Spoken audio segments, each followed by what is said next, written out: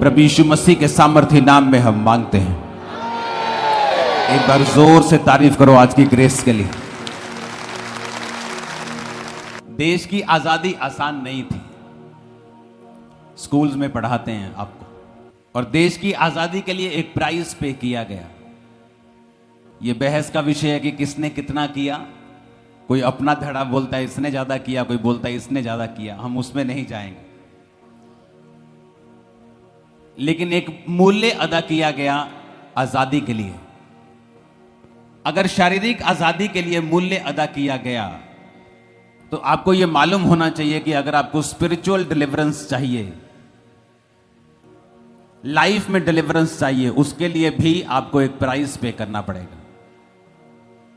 जब यहां पर आपने समंदर देखा वाइट लोगों का, और एक दर्शन आत्मा में ठहर गया, यहां तक कि जो इस सेवकाई के क्रिटिसाइज करने वाले लोग हैं, उन्होंने भी उस मीटिंग को सराहा कि हमने ऐसी मीटिंग कभी नहीं देखी लाइफ में।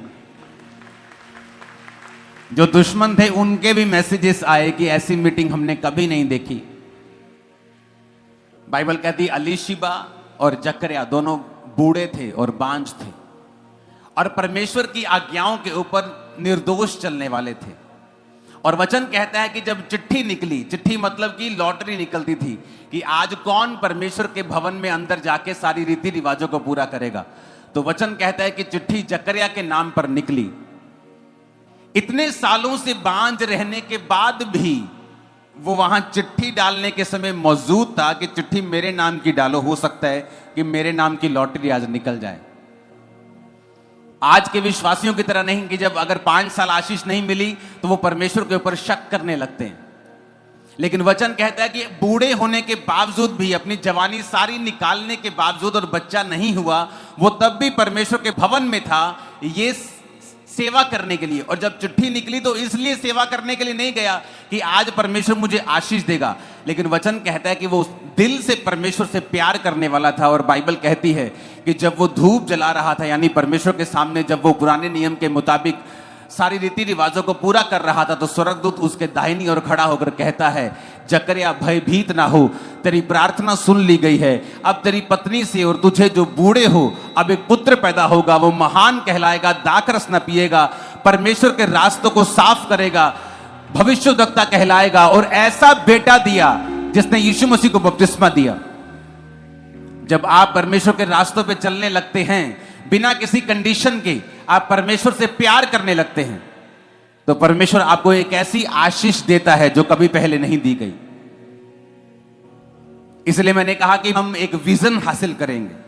वो विजन क्या था? जब हम एक दूसरे को व्हाइट कपड़ों में देखेंगे, हमें स्वर्ग का दर्शन आएगा कि बड़ी भीड़, हर कुल, हर जाति, हर भाषा में से स्वर्ग में खजूरों की डालियां लिए हुए मेमने के सामने खड़ी है, होसैना होसैना बोलते हुए वहां उसकी सेवा के लिए परमेश्वर के सामने खड़ी है, ताकि हमें एक दर्शन आए कि हमारा एंड जो है, ये जीवन जो धरती का थोड़े सालों का है, हमने वहां परमेश्वर के सामने खड़े होना है। अगर हम परमेश्वर में होकर सोएंगे, या परमेश्वर हम जब लेने आएंगे, अगर हम परमेश्वर में होकर जाएंगे, तो हम वहां उस भीड़ में शामिल होंगे। वचन कहता है कि जिन लोगों ने इस धरती के ऊपर उस नींव वाले, स्थिर नींव वाले, इस धरती के ऊपर रह के जिन्होंने स्वर्ग की बाट को जोहा है, जिन्होंने अपनी लाइफ में स्पिरिचुअल लाइफ को छोड़ा नहीं है, उन्होंने धरती पर भी सारी आशीषों को पाया है। अपने पड़ोसी को बोलो स्पिरिचुअल बन, ऊंची आवाज से बोलो स्पिरिचुअल बन, इसी में तेरी आशीष है। मैंने परिवारों को देखा है, 2 तरह के मसीही लोग हमारे बीच में हैं। और आज जो छुटकारे की बात मैं आपसे कर रहा हूं, यह बहुत इंपॉर्टेंट है आपसे करना। ऊंची आवाज से बात करो, परमेश्वर जितना वचन आज मैं सुनूं, मैं 100 गुना फलों को लेके आऊं। प्रभु यीशु मसीह के सामर्थी नाम में हम मांगते हैं। 2 तरह के क्रिश्चियन लोग हमारे बीच में हैं। यह मैंने अपनी लाइफ में इसकी स्टडी की है। एक परिवार में एक ऐसा व्यक्ति होता है, या 2 ऐसे व्यक्ति होते हैं जिनका संबंध परमेश्वर के साथ होता है। और जो बाकी परिवार होता है, जो बाकी क्रिश्चियन होते हैं उस परिवार में, उनका विश्वास अपना परमेश्वर पर इतना नहीं होता जितना उन लोगों के ऊपर होता है, अपने पारिवारिक मेंबर्स के ऊपर होता है। एक औरत मान लो परमेश्वर में है, अपने घर में वो मसीह में आई, अब वो परमेश्वर में चलती है, वो प्रार्थना करती है, उसका विश्वास पूरा है, और उसका हस्बैंड भी परमेश्वर में आता है, या फैमिली मेंबर्स परमेश्वर में आते हैं, वो भी परमेश्वर से प्यार करते हैं, परमेश्वर को मानते हैं। लेकिन अगर वो औरत कहेगी कि अब मुझे परमेश्वर को नहीं मानना, तो ऐसे कई फैमिली मेंबर्स हैं जो उस औरत के पीछे चलेंगे और जहां वो जाएगी वहीं जाएंगे। उनका अपना कोई विश्वास नहीं है, अपना कोई परमेश्वर के साथ रिलेशन नहीं है। वो चर्च में जाते हैं क्योंकि उनकी फैमिली चर्च में जा रही है। हां, वो परमेश्वर को मानते हैं, बपतिस्मा लिया हुआ है, लेकिन अपना कोई पर्सनल रिलेशन उनका परमेश्वर के साथ नहीं है। मैंने जिन लोगों को अपनी लाइफ में छुटकारा लेते हुए देखा है, और वो छुटकारा जो सिर्फ हीलिंग की मैं बात नहीं कर रहा हूं, सिर्फ मैं दुष्ट आत्माओं से छुटकारे की बात नहीं कर रहा हूं, मैं एक बड़े छुटकारे की बात कर रहा हूं जो वो लेके आता है अपने परिवार में, अपनी लाइफ में, अपने नगर में, अपने देश में। एक बड़ा छुटकारा जो उसकी जिंदगी में घटता है, वो उन लोगों की लाइफ में घटता है जिनके अपने पर्सनल परमेश्वर के साथ रिलेशंस हैं। बड़े ध्यान से इस बात को समझना। तो क्या आप उन लोगों में से हैं जो अपने परिवार के कारण क्रिश्चियनिटी में हैं, प्रभु से प्यार भी करते हैं, चर्च भी आते हैं, प्रेयर भी कर लेते हैं, या आप उन लोगों में से हैं जिनका अपना पर्सनल रिलेशनशिप परमेश्वर के साथ है? यहां बहुत सारे यूथ बच्चे बैठे हैं जो इस कारण चर्च में बैठे हैं क्योंकि उनका परिवार चर्च में बैठा है, उनकी मम्मी आज उन्हें चर्च में लेके आई है। क्या वो क्रिश्चियन नहीं है? क्या वो प्रेयर नहीं करते?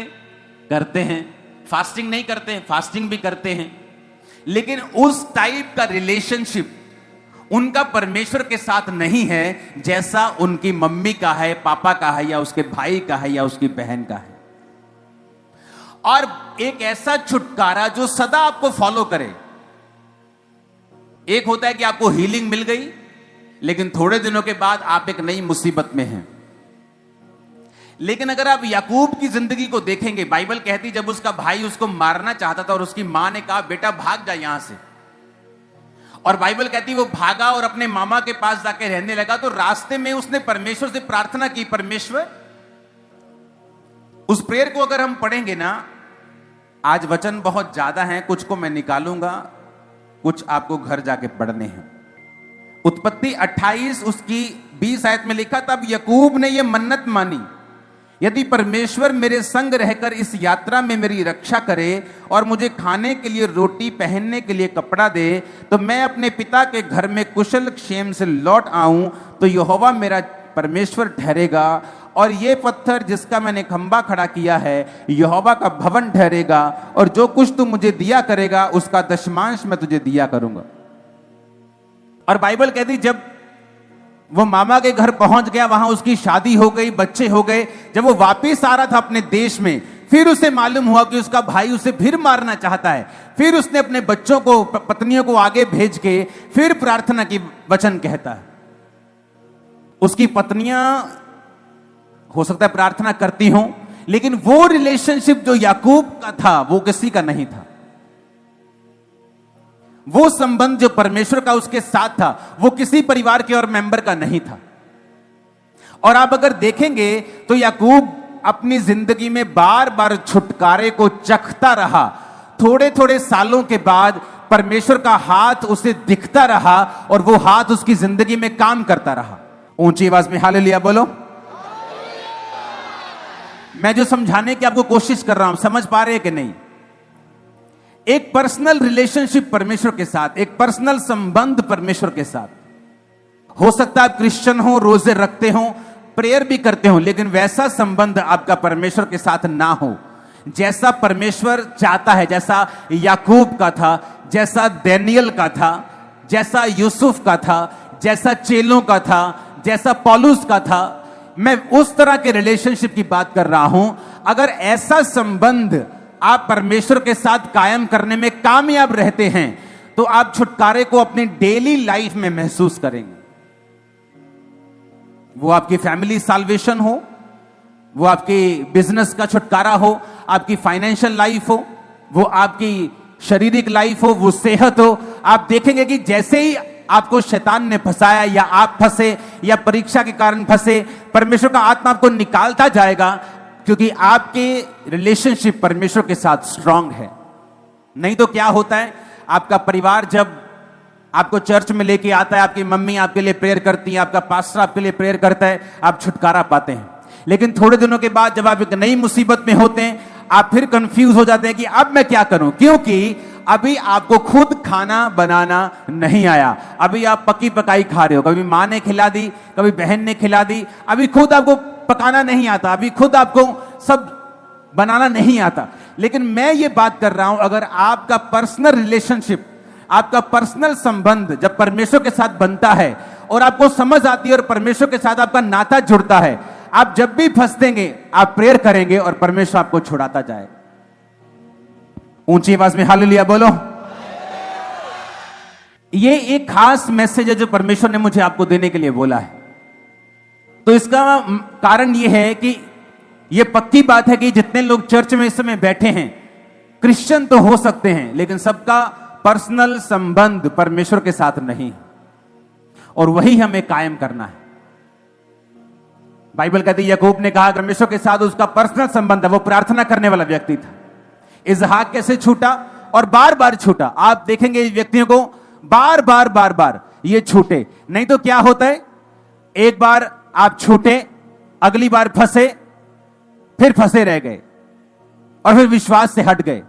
लेकिन अगर परमेश्वर के साथ आपका संबंध राइट है, सही है, फिर आप एक बार छूटे, दो बार छूटे, तीन बार छूटे, बार बार छूटे और छूटते रहे, बचते रहे और गवाहियों के साथ आते रहे। आमीन मेरे को खड़कने वाला चाहिए। ऊंची आवाज में हालेलुया बोलो। वैसा संबंध याकूब का था, यूसुफ का था, दानियल का था। इसहाक कैसे बचा? वचन कहता है कि अपने पिता को उसने देखा कि उसके पिता के संबंध परमेश्वर के साथ राइट थे और वो बार बार छूटता था, और यही बात इसहाक ने फॉलो की। शाम के समय बाइबल कहती है वो वचन का ध्यान करने के लिए मैदान में जाता था। मैदान में जाता था तो वचन का ध्यान करता था, पर्सनल संबंध परमेश्वर के साथ अपने कायम करता था। फिर छूटा कैसे? इतना होने के बावजूद भी, इतने पैसे बरकत होने के बावजूद भी उसकी पत्नी बांझ थी, बाइबल कहती। फिर छुटकारा पाया, बेबी हुआ, और वचन क्या कहता है, फिर अकाल पड़ा। जब अकाल पड़ता था तो देश के देश नाश हो जाते थे। वहां टेक्नोलॉजीज नहीं थी कि इलेक्ट्रिसिटी है, नीचे से मोटर लगाकर पानी निकाल लेंगे या कुछ ऐसा कर लेंगे। कुदरत पे इंसान निर्भर था। अगर आप पुराने टाइम में चले जाएंगे, आज से कुछ साल पहले, तो कई कई जगहों के ऊपर जो इंसान की एवरेज लाइफ थी वो 56 साल की भी रह गई थी। महामारियां जब बढ़ जाती थी तो वैक्सीन नहीं होती थी। आज दवाइयां हैं, वैक्सीन हैं, तो इंसान को ज्यादा जीने में मदद मिलती है। तो तब के समय में अगर अकाल पड़ा तो समझो मौत आई। लेकिन वचन क्या कहता है, उसके संबंध परमेश्वर के साथ थे। जैसे ही अकाल पड़ा और उसने स्टेप लेने चाहे, परमेश्वर ने क्या कहा, इसहाक इस देश में रहे और इस देश को मत छोड़, मैं तुझे फलवंत करूंगा और यहीं पर ब्लेस करूंगा। कैसे परमेश्वर ने उससे बात की? क्योंकि उसके जो पर्सनल संबंध थे परमेश्वर के साथ वो सही थे। अगर उसके साथ परमेश्वर के संबंध ना होते तो परमेश्वर कभी उससे बात नहीं करता। लोगों को चाहिए कि जब वो मुसीबत में फंसते हैं, प्रभु से बात करना शुरू करते हैं कि परमेश्वर अब मैं क्या करूं। लेकिन परमेश्वर आपसे बात नहीं करता अगर आप अपने भाई के पास, अपने दोस्त के पास, अपने रिश्तेदार के पास तभी जाते हैं जब आपको पैसों की जरूरत होती। आपका रिश्तेदार अमीर है, आप उससे कभी हेलो नहीं करते, कभी हाय नहीं करते, कभी मिलते नहीं। आपका दोस्त बड़ी पदवी के ऊपर है, एमएलए है, आप तभी मिलते जब आपको जरूरत होती। तो वो भी एक दिन समझ जाता है कि यार ये मुझे सिर्फ इस्तेमाल कर रहा है, इसे मुझसे कोई प्यार नहीं है, मेरे साथ कोई लेना देना नहीं है इसका। और वचन क्या कहता है, इसहाक शाम के समय परमेश्वर के वचन का ध्यान करने के लिए जाता था। हो सकता है कि परमेश्वर ने शायद 20 साल उसको जानबूझ के बांझ रखा ताकि इन 20 सालों में ये मुझे खोजे और इसका संबंध मेरे साथ सही हो जाए। क्यों? क्योंकि आने वाले समय में अकाल पड़ने वाला है।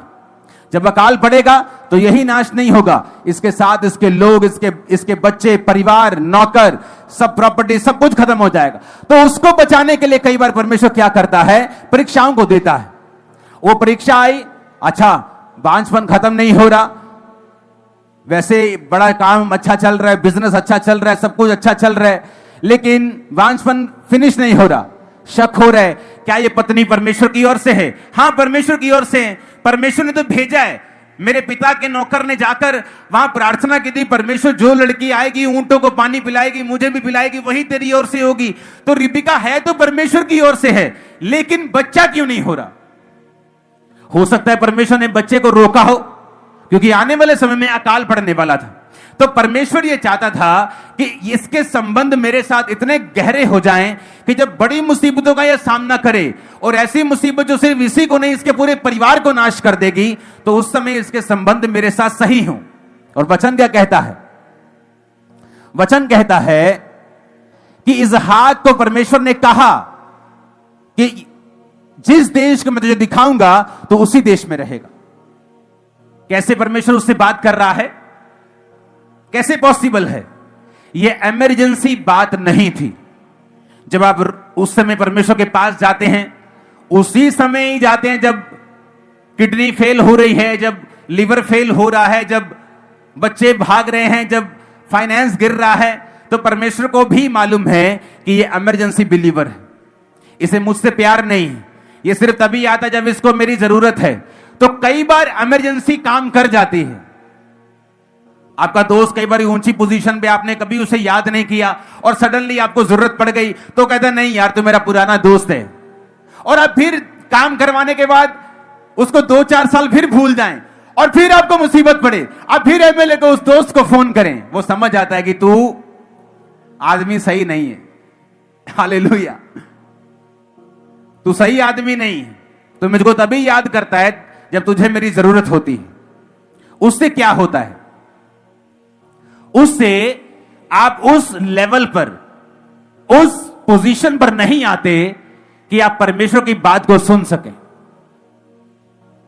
बाइबल कहती जब एस्तर ने रोजे रखे तो वो रोजे इमरजेंसी रोजे नहीं थे।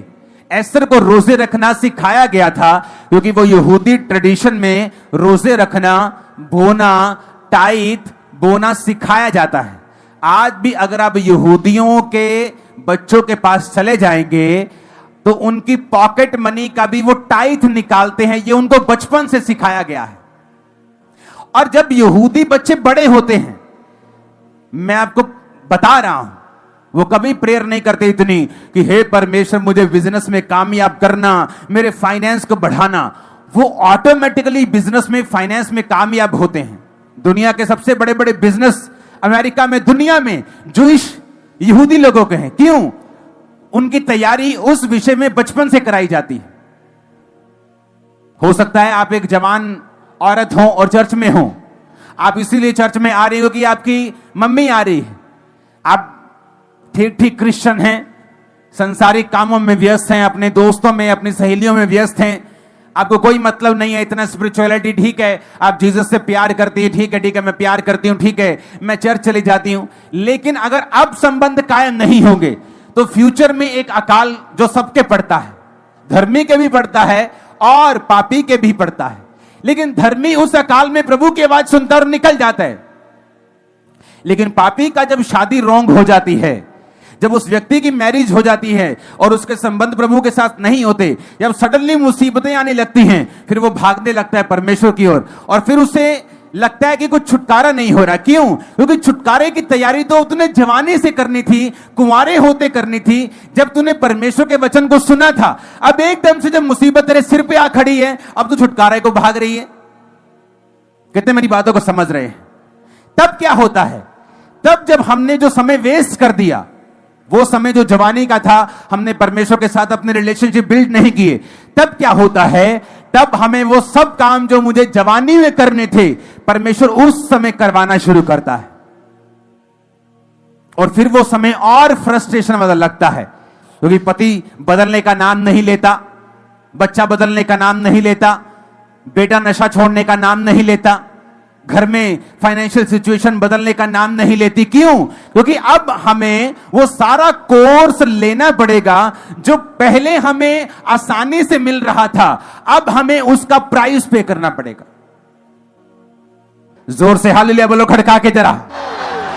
मैंने जब इंजीनियरिंग की तो हम 3 दोस्तों ने पेपर दिए थे, जो मेरे स्कूल के दोस्त थे।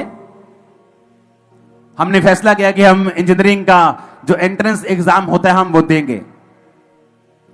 तो हम तीनों ने एग्जाम दिए। एक दिन मेरे 2 दोस्तों ने अपने डैडी को कोई बात बोली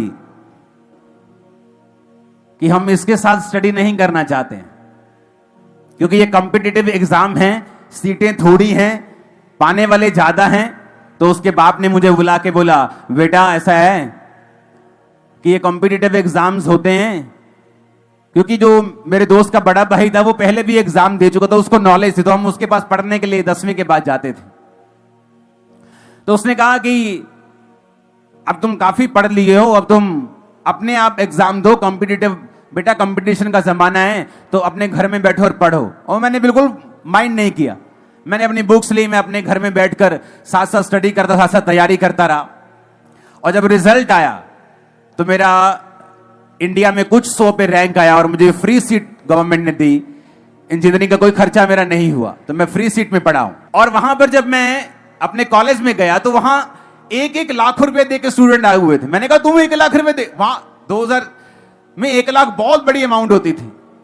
मतलब आज के लगा लो कि वो उस समय 1500 तनख्वाह होती थी एक आम बंदे की। दुकान पे जाओ तो 1500 पे नौकरी मिलती थी, आज दुकान पे जाओ तो 8-10 हजार पे नौकरी मिलती, 6 गुना। मतलब आज लगा लो कि 6-7 लाख रुपए एक साल की फीस थी। तो मैंने कहा तुम इतनी फीस क्यों भर रहे हो? कहते हमारे नंबर नहीं आए थे, हमने पेड सीट लिए। कहता तुम? मैं कहा मेरी फीस 200 रुपए महीना थी, मैं फ्री सीट पढ़ा हूं। वो फ्री सीट बोलते हैं उसको। जितने स्टूडेंट्स का इंडिया में या पंजाब में जैसे रैंक आता था अच्छा, तो कुछ स्टूडेंट्स को फ्री सीट मिलती थी, उनको पे करने की जरूरत नहीं थी। तो मैं वहां पर पढ़ रहा था। जो दोस्त मुझे बाहर निकाल रहे थे उनका रैंक ही नहीं आया, वो 0 रैंक आया, सीट मिली नहीं, फेल हो गए दोनों।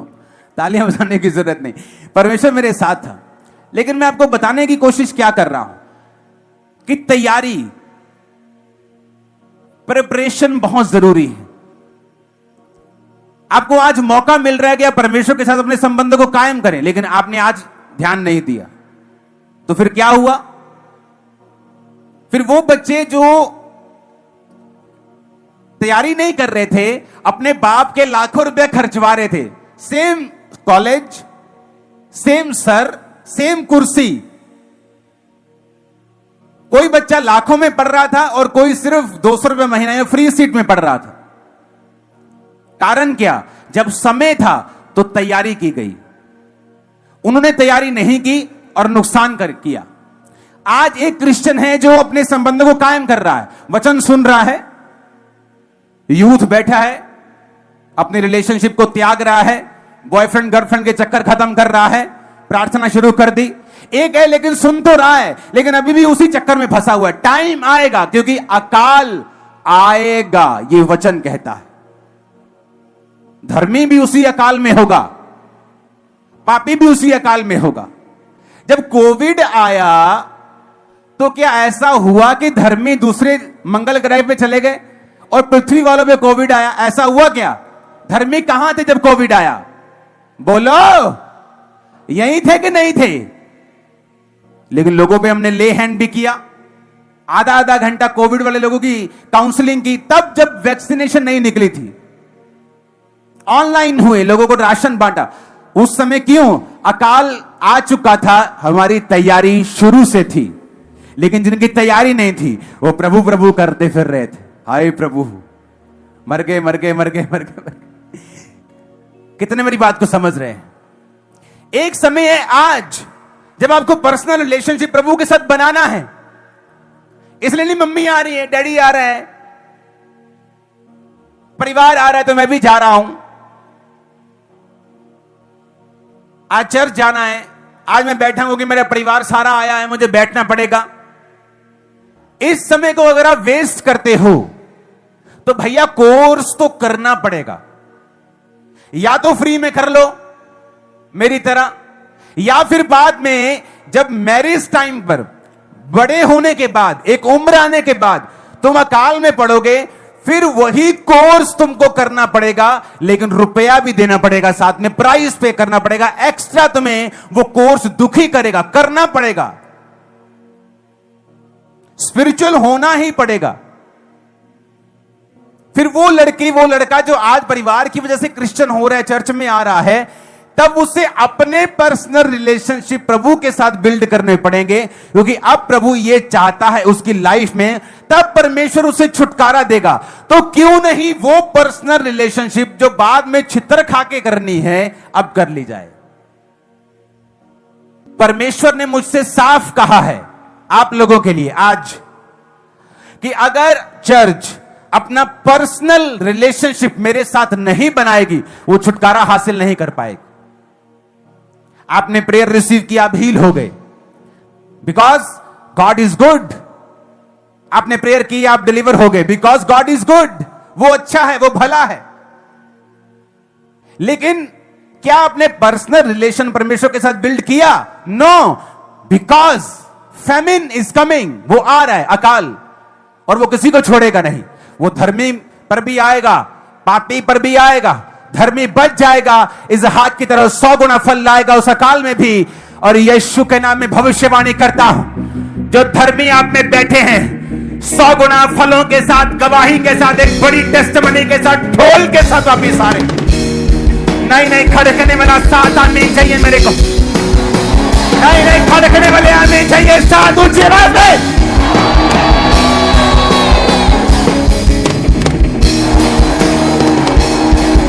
हालेलुया, ऊंची आवाज में हालेलुया बोलो जरा। नहीं, ऊंची आवाज में हालेलुया बोलो।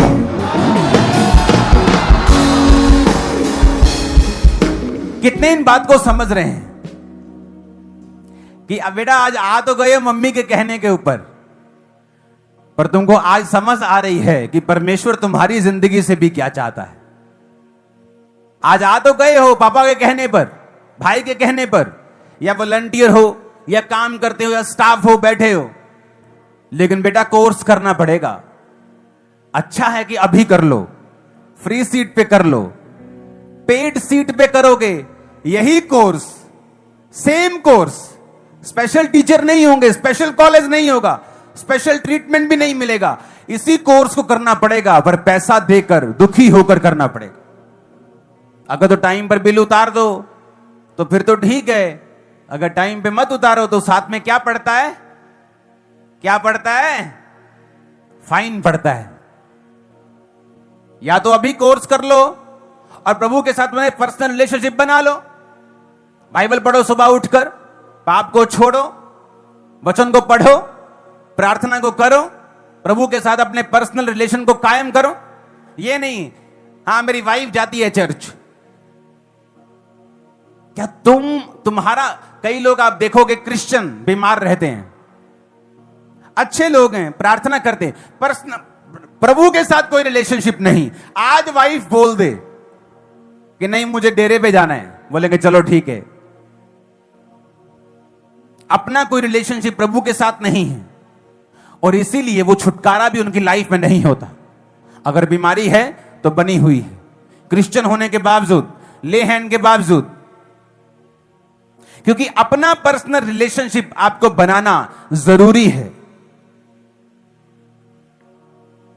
खुद प्रेयर करना, बाइबल पढ़ना, प्रभु की इच्छा को जानना कि वचन में परमेश्वर आज मुझसे क्या बात करते हैं। अगर आपके अंदर स्पिरिचुअल लाइफ में बढ़ने की इच्छा नहीं है तो इसका मतलब आप में परमेश्वर के साथ संबंध नहीं बनाए हैं, आपके पर्सनल रिलेशन प्रभु के साथ नहीं है। अगर आपकी स्पिरिचुअलिटी, आपकी क्रिश्चियन लाइफ सिर्फ छुटकारा, वीजा, चंगियाई, बरकत तक सीमित है और आप स्पिरिचुअल लाइफ में बढ़ना नहीं चाहते हैं, तो आप अभी परमेश्वर के साथ पर्सनल रिलेशनशिप में नहीं गए हैं। यह निशानी है। आपको सिर्फ बेबी चाहिए, आपको सिर्फ बरकत चाहिए, प्रभु दे सकता है, वो दे रहा है, वो देगा, वो लोगों को देता है, ये उसका भलापन है। बाइबल कहती है उसने 10 कोढ़ियों को चंगा किया, वापस एक धन्यवाद करने के लिए 9 नहीं आए, लेकिन वो फिर भी लोगों को चंगा करता रहा, क्योंकि वो भला परमेश्वर, वो चंगा करने वाला परमेश्वर है।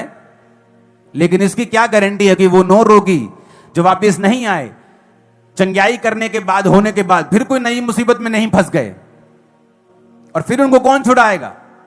लेकिन एक जो वापस आके धन्यवाद करने लगा और प्रभु का धन्यवाद करके उसके साथ संबंधों को कायम किया, यह गारंटी है जब दूसरी प्रॉब्लम आएगी वो उसी तरह छुड़ाया जाएगा जिस तरह पहली प्रॉब्लम से छुड़ाया गया था। आप मेरी बात समझ रहे कि नहीं? इसीलिए एक अच्छी चर्च का काम यह है कि वो लोगों के छुटकारे और हीलिंग के लिए प्रेयर करे, लेकिन वो अपने लोगों को इस तरह का बना दे कि वो खुद अपना पर्सनल रिलेशनशिप परमेश्वर के साथ कायम कर सके, और वो खुद प्रेयर करें, खुद फास्टिंग करें, खुद प्रार्थना करें, खुद रोजे रखें, खुद पाप से नफरत करें, खुद परमेश्वर के सामने जाएं। उनका अपना परमेश्वर के साथ कोई वायदा, कोई पर्सनल रिलेशनशिप, कुछ मन्नतें, कुछ परमेश्वर के साथ बातचीत, कुछ अपने दिल की बात वो परमेश्वर के साथ करने पाए। कान खुल रहे हैं कि नहीं? हाथों को उठाकर खुल रहे हैं तो ऊंची आवाज में हालेलुया बोलो। अपने पड़ोसी को बोलो, अपने संबंध खुदा के साथ कायम कर। मैंने अपनी लाइफ में किसी व्यक्ति को ऐसा नहीं देखा जो स्पिरिचुअल हो और घाटे में रहा हो। टाइमिंग इधर उधर हो सकती है, कुछ साल इधर उधर चल सकता है प्रभु की इच्छा के मुताबिक, क्योंकि जो आप नहीं देख सकते खुदा देखता है। इसहाक नहीं देख सकता आने वाला समय क्या है। किसी को कोविड आने से पहले मालूम नहीं था कोविड आएगा, लेकिन जो धर्मी थे वो तैयार थे, वो घबराए नहीं, कोविड आने के ऊपर घबराए नहीं, भागे नहीं, छुपे नहीं। जो लोग नई नई चर्चेस को देखते हैं, बोलते हैं ये कहां थे जब कोविड था। कमेंट करने से पहले फेसबुक मेरी निकाल के देख लेना कोविड टाइम की मैं कहां था, मालूम हो जाएगा। और वहां ही पड़ी है लाइव चीजें। और पंजाब पुलिस हमारे साथ होती थी, सरकार हमारे साथ होती थी। और तब नहीं जब वैक्सीन निकल आई, पहली लहर की बात कर रहा हूं, जब डर के मारे हाथ पैर कांप रहे थे, लोग घरों में बैठे थे। अकाल अब नहीं आया, ये कुछ कुछ सालों के बाद धरती पर आता ही रहता है। फाइनेंशियल ऑपरेशन, मंदी, महामारी, युद्ध, ये सारे अकाल के ही प्रतिरूप हैं, और ये आते हैं कुछ कुछ साल के बाद। और जिनकी तैयारी होती है, खुदा के साथ रिलेशनशिप बिल्ड होती है, वो निकल जाते हैं घराने समेत। बहुत ही लोगों ने 2020 में ही परमेश्वर के साथ अपने संबंध मजबूत किए, जब उन्हें मालूम हुआ कि कुछ नहीं है दुनिया में। बड़े बड़े एक्टर, बड़े बड़े लोग सुसाइड कर रहे हैं, डिप्रेशन हो रहे हैं लोगों को। कोई फेम, कोई इंस्टाग्राम, मिलियंस ऑफ फॉलोअर्स बचा नहीं सके। 2020 में अपने संबंध कायम करने उन्होंने खुदा के साथ शुरू किए। तब मुश्किल हुई, पर जो पहले आसानी के साथ हो रहा था 2020 में पेड सीड की तरह लग रहा था। तो अच्छा यह है, आज अभी जहां मैं हूं, बुढ़ापे में हूं, जवानी में हूं, शादीशुदा हूं, कुंवारा हूं, अमीर हूं, गरीब हूं, आज से ही प्रभु के साथ अपना पर्सनल नाता मैं कायम कर लूं। मेरी मम्मी को मुझे कहने की जरूरत ना पड़े, बेटी पाप मत करना। नो नो नो नो, फिर आपका प्रभु के साथ कोई रिलेशन नहीं है। इसका मतलब आपकी मम्मी को समझाना पड़ रहा है, इसका मतलब आपका प्रभु के साथ रिलेशन नहीं है। आपके पास्टर को आपको अगुवाई करना पड़ रहा है, बेटा पवित्रता में रहना है, इसका मतलब आपका प्रभु के साथ कोई रिलेशनशिप नहीं है। अगर प्रभु के साथ आपका रिलेशनशिप हो, आप कभी पाप नहीं करेंगे। आप तभी पाप में गिरते हैं जब आप अपने रिलेशनशिप को कमजोर कर देते हैं। अगर आपकी प्रार्थना की लाइफ घट रही है, और आपकी रोजे घट रहे हैं, और आपकी बाइबल रीडिंग घट रही है, तो ये आपकी लाइफ के ऊपर शैतान का सबसे बड़ा अटैक है। बीमारी सबसे बड़ा अटैक नहीं है, गरीबी सबसे बड़ा अटैक नहीं है, आपकी स्पिरिचुअल लाइफ के ऊपर शैतान का अटैक सबसे बड़ा अटैक है। क्योंकि इसके बाद जब वो छीना जाएगा, जब स्पिरिचुअल लाइफ को शैतान छीन लेगा, वो सब कुछ छीन लेगा। बाइबल कहती है जितनी बनी चीजें तुम देखते हो, ये सारी अनदेखी वस्तु से आती हैं, अनदेखे परमेश्वर की ओर से आती हैं। जो देखी हुई वस्तुएं तुम देख रहे हो, ये अनदेखे परमेश्वर से आ रही हैं और उसके शब्दों के द्वारा आ रही हैं। तुम्हारी लाइफ में भी जो अनदेखी वस्तुएं ब्लेसिंग के रूप में आएंगी, वो भी शब्दों के द्वारा और परमेश्वर के द्वारा, और अनदेखी वस्तु, अनदेखी आत्मा और अनदेखे परमेश्वर के द्वारा ही वो आएंगी। ऊंची आवाज में हालेलुया बोलो जरा। तो कई बार आपको यह मालूम नहीं होता कि राइट नाउ मैं मुसीबत से क्यों गुजर रहा हूं। ये साइलेंट टाइम कुछ सालों का जो इसहाक की लाइफ में था, उसके बेबी नहीं हो रहा। सवाल पूछ, प्रभु ये मेरी लाइफ में क्या प्रॉब्लम है? मेरा बाप धर्मी, मैं धर्मी, मेरी वाइफ धर्मी, आई खुदा से है, मैं खुदा से हूं, तो भी ऐसा क्यों है? क्योंकि परमेश्वर उसकी तैयारी करवा रहा था कि उस पाप को जिसने उसको पीछे रखना है, उस पर वो फतह पा जाएगा। परमेश्वर ने कहा पाप द्वार पर ही छुपा रहता है और तुझे उसके ऊपर प्रभुता करनी है। पाप तो जस्ट माइंड में ही छुपा रहता है। जैसे ही आप प्रभु के वचन से हटे, अविश्वास एंटर किया, जैसे ही वो एंट्री मारता है। और वचन क्या कहता है? जब आप लगातार अपने माइंड को फीड करते रहेंगे वचन के साथ, लगातार आप अपने आप को फीड करेंगे, अपने आप को वचन देंगे, अपने आप को संगति में रखेंगे, आप बचते रहेंगे। और क्या होगा? जब इतनी लंबी परीक्षा के बाद, उस परीक्षा के कारण रोज मैदान में वचन का ध्यान करने के लिए वो गया, तो एक संबंध कायम हो गए। आज जब दुष्ट आत्मा से लोग जहां छुटकारा पाते हैं, डिप्रेशन से छुटकारा पाते हैं, दुष्ट आत्माओं से, बीमारियों से, तो उनको शायद ये स्टोरी ना मालूम हो कि 2005 में प्रभु में आने के बाद, 2004 के बाद, 5 में आने के 1 साल बाद डिप्रेशन मेरा 2 गुना, 3 गुना, 4 गुना बढ़ गया था, कम होने की बजाय। तो मैं प्रभु से पूछता था, प्रभु ये परीक्षा क्यों? मेरा बढ़ गया, लोगों का कम होता है, मेरा ज्यादा हो गया।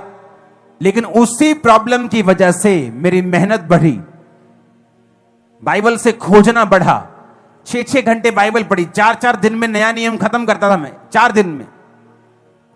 क्योंकि डिप्रेशन से मुझे फ्री महसूस होता था जब मैं बाइबल पढ़ता था। मसीह में आने से पहले डिप्रेशन से फ्री होना होता था तो नशे करता था, तो हर टाइम नशे में रहता था, तो डिप्रेशन से ऐसे लगता है कि ठीक है, लेकिन कब तक नशे में रह लोगे? पेन किलर्स कब तक खा लोगे? अगर बॉडी में दर्द, आप पेन किलर खाई जाओगे, एक दिन पेन किलर भी काम करना बंद कर देता है। अगर उसका इलाज नहीं करोगे दर्द का परमानेंट, तो परमानेंट इलाज क्या है? परमेश्वर के साथ रिलेशनशिप कायम करना। तो रिलेशनशिप मैंने कायम की। अपनी प्रार्थना को 15 मिनट से लेके 45 मिनट किया, 45 मिनट से लेके 2 घंटे किया, 2 घंटे से लेके 5 घंटे किया, रिलेशनशिप को बिल्ड किया। और एक समय आया जब परमेश्वर ने उस दुष्ट आत्मा से मुझे आजाद किया, और आज हजारों लोग आजाद हो रहे हैं। क्यों? अगर वो आज लोग आजाद नहीं होते, अगर मैं ये बात सीखता नहीं, तो सीखता कैसे? परीक्षा में। जो कुछ भी आपके जीवन में घट रहा है, अगर आप उसके बारे में क्वेश्चन कम करेंगे और प्रेयर ज्यादा करेंगे, सवाल जवाब कम करेंगे, प्रभु के साथ बहस कम करेंगे, प्रार्थना ज्यादा करेंगे और संबंध ज्यादा कायम करेंगे, तो जल्दी आप एक बड़े छुटकारे को, परमानेंट छुटकारे को अपनी लाइफ के, अपने परिवार, अपने फाइनेंस, अपनी बॉडी, अपनी स्पिरिट के ऊपर आता हुआ देखेंगे। खड़कने वाला आमीन चाहिए चर्च में। देखो, हालेलुया। हमारा परमेश्वर जो जेंटल परमेश्वर है और थोपता नहीं है, वो आज आपको मौका दे रहा है कि या तो अपने आप रिलेशनशिप कायम कर लो और फ्री सीट में आ जाओ और कोर्स पूरा कर लो, या फिर कुछ साल रुक कर पेड सीट में जाना, वही कोर्स को ज्यादा दुखी होकर करना।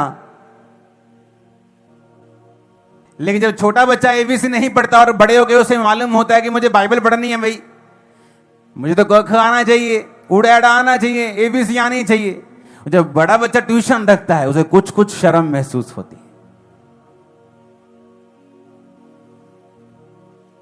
स्पिरिचुअल लाइफ भी ऐसी है, जब मौका है, चाहे वो जवानी हो, चाहे आप 60 साल के हैं और आप तक प्रभु का वचन पहुंचा है, यानी जब आपको प्रभु का वचन मिला तभी से एबीसी सीख लो, क्योंकि सीखनी तो पड़ेगी। 10 साल बाद सीखेंगे तो शर्मिंदा हो होकर सीखेंगे। लोग क्वेश्चन करेंगे, तेरा पति ऐसा कैसे निकला, तू क्रिश्चियन है, तेरी वाइफ ऐसे कैसी हो गई। लेकिन अगर अभी कर लेंगे तो शर्मिंदा नहीं होंगे। बाद में वही एबीसी करेंगे, कोर्स करेंगे, तो शर्मिंदा हो कर करेंगे। करनी वही एबीसी है, करना वही कोर्स है। अभी कर लेंगे तो वेल एंड गुड है, ब्लेस्ड है, प्राउड होगा। बाद में करेंगे तो करना तो पड़ेगा। आज आपका चर्च में आना मुबारक हुआ है। मैं जानता हूं इस वचन के जरिए हजारों लोग तौबा करेंगे और समझ जाएंगे कि भाई साहब रास्ता यही है। अब जब थोड़ा पानी आ रहा है तो निकल जाओ, जब ज्यादा पानी आएगा निकलना तब भी पड़ेगा।